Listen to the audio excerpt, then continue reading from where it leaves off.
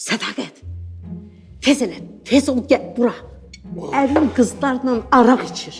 Özdə tut arağı. Sənin arvad boyumu yerə soxul. Necə inanmırsan az? Mən özümdən uydururam, hə? Yoxsa dəli olmuşam. Sədaqət, sədaqət. Ey uşaqlar, mən bezdim. İndi mənim sıramdır və mən diskoteka istəyirəm. Əla!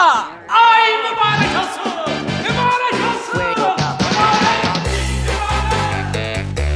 Xanım qız, nətərsən? Benim o gün çimərlikdə alınmadı. Restoranda da alınmadı, o şampanı bəyənmədim də sən. Deyirəm, bəlkə burada tanış olaq, nə deyirsən? Mən diskotekada olanlarla tanış olmuram. Nə deyir bu? Tək olmayayım mən. Rəfail, deyirəm bəlkə gedək evə, mamiyə demişəm saat 10-da evdə olmalıyam. Mamiyə demisən bizi? Əlbəttə demişəm. Tez deyil. Dəlisən sən 8 gün deyə. Mübarək olsun! Mübarək! Aslan biraz az gedə səni pantomimliklə də çəkmək olmur. Aslan bir qarşılıq ver də qız öldü ki burada. Onda gəlirəm.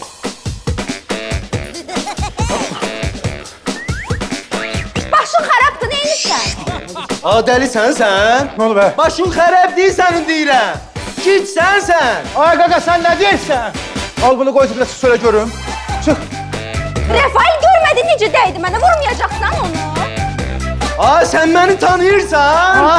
Bilirsən mən kiməm ha kişi? Bilirsən mən kiməm? Ay qaqa, sən kimsən? Ay, bir dənə YouTube'da İran təranələri Rafael yaz gör mən kiməm? Qaqa, o sənsən, hə? Hə. Ona bağışla. Ay qız, sən oğlanı tək görmüsən? Bu kimdir?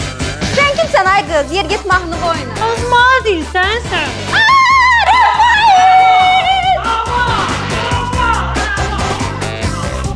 Ləman yolacaq onu. Qaqa, nə deyirsən deyə, al bunu qoy cibinə. Kana döyəcək. 2 qatını qoyuram onun, deyirəm Ləman. Onu yolacaq, bizimkini bilirəm. Saçdan bedro! Baba, Ləman bu saat onu yolacaq. Papamın görü. Natiqə görə qızlar yolur bir-birinin saçların. Nə? Bu saat onu yolub tökəcək yerə. Ay qaqa, biz nə indirik? Belə cəhənnəmə inan. Belə görə inan. İnanan günün olmasın, sədaqət. Mən də deyirəm, məkanı dəyişək, yoxsa yolacaqlar bir-birindən getdi. Hayır, aşağı. Gidin benim mekanıma.